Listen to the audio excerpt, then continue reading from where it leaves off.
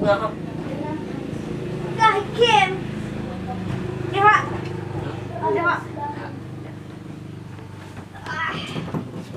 Con vô này. Aduh, dengan Dịch ra phải luôn. aduh.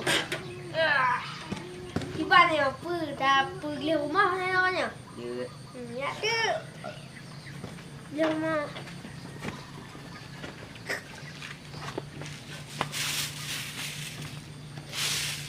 Kah, Cok Bro. Đừng mampu.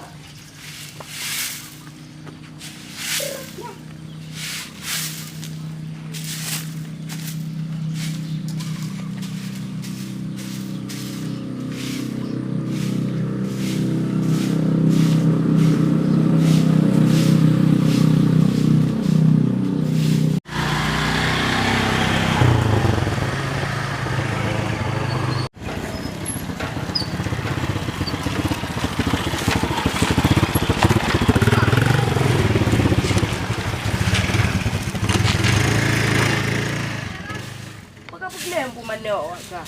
Mà cái món nó phèn bà cha pi chang cái nơi nè. Mapuknya apa pemandak apa rumah? Nhỏ mơ bà. Nọ nè. Mơ không biết gì. Bắt đầu rồi. Angkat. Mà đã bắt răng cả mơ của mơ chị ăn apa mình đủ bà. Apa ada peng? Đó nè.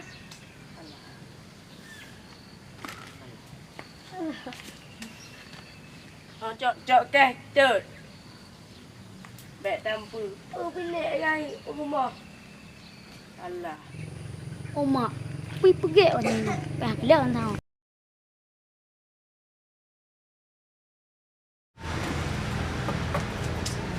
Assalamualaikum. Waalaikumsalam. Kau pergi lain oleh? Wah, ini kamu akan kamu orang katin.